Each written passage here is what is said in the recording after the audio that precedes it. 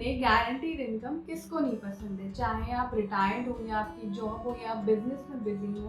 Post office monthly income scheme सबके लिए एक परफेक्ट ऑप्शन है और वो भी बिना मार्केट रिस्क के। इमेजिन करिए आपकी अब तक की जो सेविंग्स है वो ही आपकी मंथली इनकम का सोर्स बन जाए, तो वो भी बिल्कुल आपकी सैलरी की तरह। आज के इस वीडियो में हम डिस्कस करेंगे post office monthly income scheme की पूरी कहानी। आप इसमें इन्वेस्ट किस तरह से कर सकते हैं, कितना अमाउंट आप इन्वेस्ट कर सकते हैं और किस तरह से आपकी मंथली इनकम जनरेट होती है। सबसे पहले हम ये समझते हैं कि post office monthly income scheme है क्या। ये एक फिक्स डिपॉजिट टाइप स्कीम होती है जहाँ पे आप एक लमसम अमाउंट पोस्ट ऑफिस में डिपॉजिट करते हैं और उससे आपकी मंथली इनकम जनरेट होती है। अभी का जो लॉक इन पीरियड है इसका वो है 5 इयर्स और जो रेट ऑफ इंटरेस्ट अभी चल रहा है वो है 7.4%। इसमें आप इन्वेस्टमेंट दो तरीके से कर सकते हैं, सिंगल एंड जॉइंट।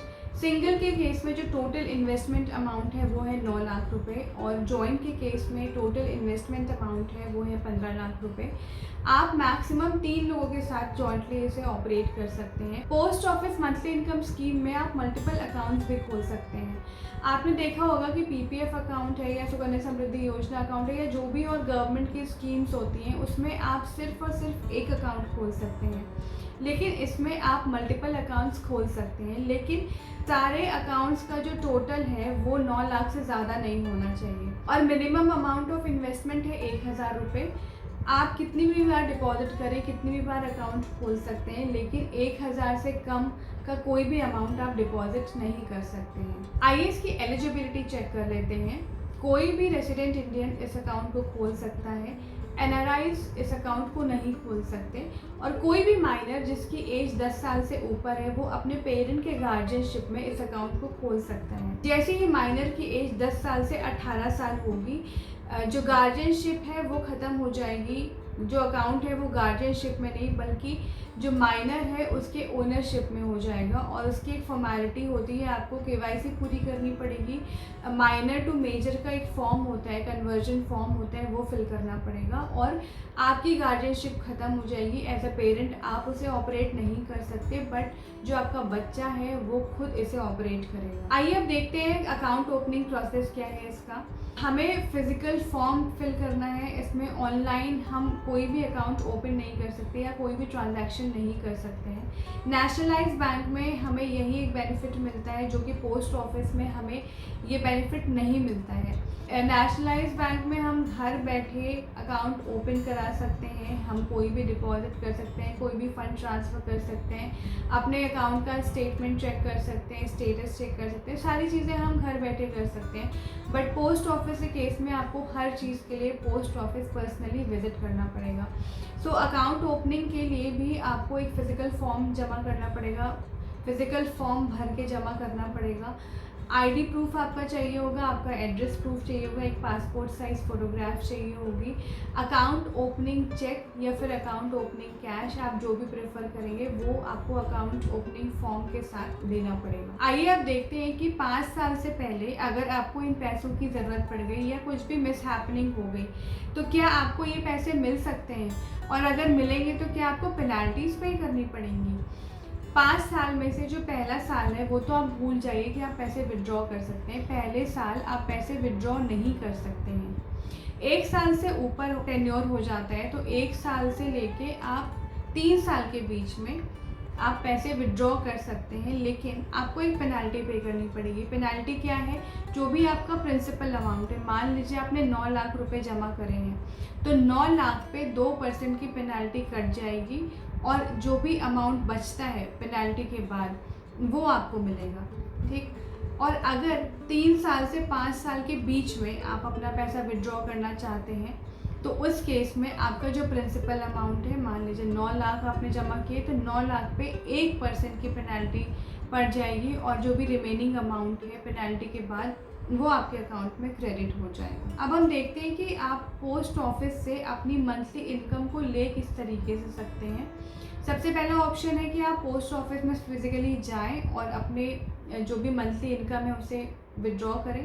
दूसरा है कि आप इस इनकम को अपने सेविंग्स अकाउंट में ट्रांसफ़र कराइए। आपके इंटरेस्ट इनकम की जो डेट दी गई है उस दिन अगर आप उसे कलेक्ट या विड्रॉ नहीं करते हैं, तो उस केस में आप ये मत सोचिए कि आपके इंटरेस्ट पे इंटरेस्ट बनता रहेगा। आपके इंटरेस्ट अमाउंट पे कोई भी इंटरेस्ट नहीं मिलेगा, आपका अमाउंट डेड हो जाएगा। तो अगर उसे विड्रॉ करने के बाद उसको कोई यूज़ नहीं करना है तो इट्स बेटर कि उसको विड्रॉ करके आप अपने सेविंग्स अकाउंट में डालें। सेविंग्स अकाउंट का इंटरेस्ट तो एटलीस्ट आपको मिलेगा, आपका पैसा डेड नहीं होगा। अब कई बार होता है ना कि हम अपनी मैक्सिमम लिमिट्स भूल जाते हैं, मैक्सिमम इन्वेस्टमेंट लिमिट्स भूल जाते हैं। सिंगल के केस में 9 लाख रुपए है, जॉइंट के केस में 15 लाख रुपए है। मान लीजिए आपने गलती से 9 की जगह 9.5 लाख रुपए जमा कर दिए, तो 9 लाख पे तो आपको post office monthly income scheme वाला जो भी इंटरेस्ट है वो मिलता रहेगा, लेकिन जो एडिशनल 50,000 रुपये है उसका क्या होगा? क्या आपको कोई इंटरेस्ट नहीं मिलेगा उस पर, या कुछ मिलेगा, या फिर वो गवर्नमेंट के पास चला जाएगा? क्या होगा उस पैसे का? उस पैसे का यही होगा कि जिस दिन पता चला कि आपके इस अकाउंट में 50,000 रुपये जमा किए गए हैं, उस दिन तक, और जिस दिन आपने जमा किए हैं उस दिन से लेके उस दिन तक जिस दिन हमें पता लगा कि इस अकाउंट में 50,000 रुपये एक्स्ट्रा जमा किए गए हैं, उस टेन्योर में आपको सेविंग अकाउंट का इंटरेस्ट मिलेगा। ठीक है, 3% 4% जो भी चल रहा होगा उस वक्त वो आपको मिल जाएगा। और उसके बाद आपका जो पैसा है, एडिशनल पैसा जो भी है 50,000 रुपये, वो आपके सेविंग अकाउंट में ट्रांसफ़र कर दिया जाएगा। अब कैलकुलेटर की हेल्प से हम चेक करते हैं कि अगर आप 9 लाख रुपए और अगर आप 15 लाख रुपए जमा करते हैं तो आपकी मंथली इनकम क्या होगी। अगर आप 9 लाख रुपए 5 साल के लिए जमा करते हैं एट द रेट ऑफ 7.4%, तो आपकी जो मंथली इनकम होगी वो होगी 5,550 रुपीज़। और अगर आप 15 लाख रुपए जमा करते हैं 5 साल के लिए 7.4% पे, तो आपकी जो मंथली इनकम होगी वो होगी 9,250 रुपीज़। अब सवाल यहाँ पे ये है कि आपको मंथली इनकम स्कीम क्यों चूज़ करनी चाहिए।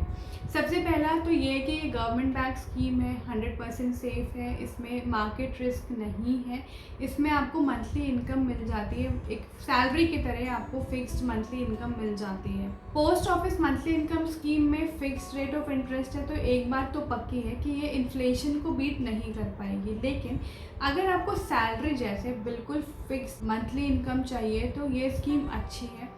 लेकिन अगर आपको इन्फ्लेशन को भी बीट करना है तो post office monthly income scheme के साथ साथ आपको कुछ ऐसे भी इन्वेस्टमेंट्स करने होंगे जिसके रिटर्न्स आपके इन्फ्लेशन को बीट कर पाएँ।